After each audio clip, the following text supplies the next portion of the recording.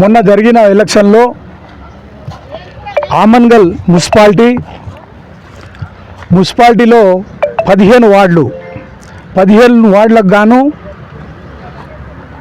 6 వార్డులు BJP, 1 ward అధికార Congress party, 8 వార్డులు బీఆర్ఎస్ పార్టీకి వచ్చినాయి.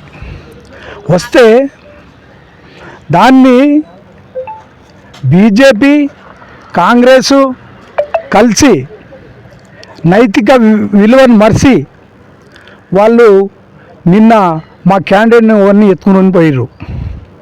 ఎత్తుకొని పోయి ఆయనను ఏదో డబ్బులు ఆశ చెప్పో లేకపోతే పదవుల ఆశ చెప్పి ఆయనను ఎత్తుకొని పోయి చైర్మన్ చేసిరు. మంచిగానే ఉంది. వాళ్ళకు నైతిక విలువలు లేవు. ఎందుకంటే సెంటర్లోనేమో అక్కడ బీజేపీ కాంగ్రెస్ ఏమో కొట్లాడతాయి. ఇదే ఆమన్గల్లోనేమో ఇద్దరు మిత్రపక్షాల్లో పనిచేసుకుంటారు. ఎందుకంటే ఈరోజు ఇంతకుముందు 10 ఏళ్ళు పాలనను చూశారు జనాలు. పాలనను చూసి ఇవాళ జనాలు కారు గుర్తును కేసీఆర్ను పట్టం కడితే ఈరోజు ఇవాళ ప్రజల ఓట్లేసిన జనాలను కూని చేసి ఈరోజు ఇవాళ మా ఎస్టీ ఓ నాయకుడిని ఎత్తుకుపోయి ఈరోజు ఇవాళ ఏదో కులాన్ని అడ్డం పెట్టుకొని మాట్లాడుతూ ఉన్నారు లీడర్లు. ఇది మీకు నైతిక హక్కులు లేవు మాట్లాడడానికి. ఎందుకంటే మా నాయకుడు ఒక జడిపిడి చేసిన మనిషిని ఏదో ప్రభావాలు పెట్టి డబ్బులు ఆశ చెప్పి ఆయనకు చైర్మన్ చేసిరు. చైర్మన్ చేస్తే కార్యకర్తలు ఓట్లేసిన జనాలు వాళ్లకు ఒక అవతల చైర్మన్ అయిండు అక్కడ తోలుకపోయిరని ఏదో క్షణిక ఆవేశంలో ఏదో పలగొట్టిరని అన్నారు. దాన్ని అడ్డం పెట్టుకొని ఈరోజు ఏమేం మాట్లాడుతున్నారు మీరు. ఇవాళ వెంకటేష్ గురించి మీకు ఏం తెలుసు? దేవుడే ఆయన. అందరేమో కనిపించదు కానీ ఆయన కనిపించే దేవుడు.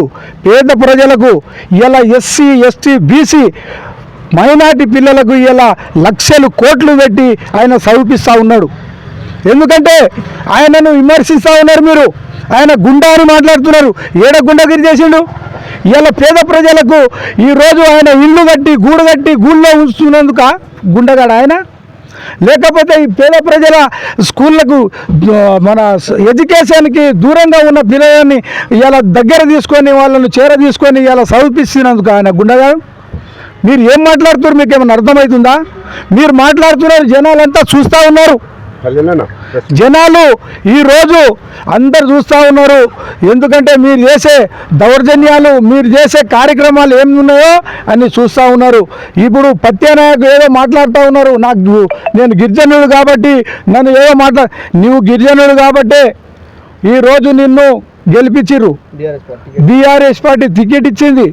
బీఆర్ఎస్ ఫామ్ మీద సంతకం పెట్టి నువ్వు ఇలా గెలవడం జరిగింది. నీకు నిజాయితీ నీకు ఉందా? మన లమడలో దాంట్లో అసలు విమానం తినరు.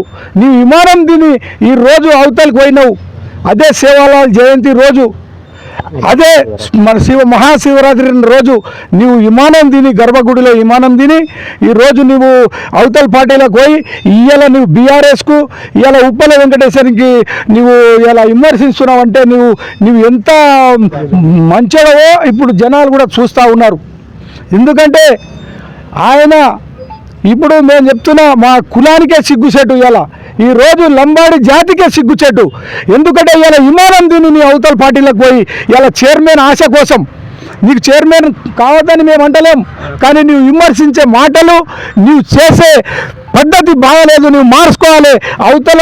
అవతలోనికి ఏదో రెచ్చగొట్టి వాళ్ళకి ఏదో చెప్తున్నావు కానీ జనాలు చూస్తూ ఉన్నారు. నీకు బుద్ధి చెప్తారు. మీ 2 పార్టీలకు కూడా బుద్ధి చెప్తారు.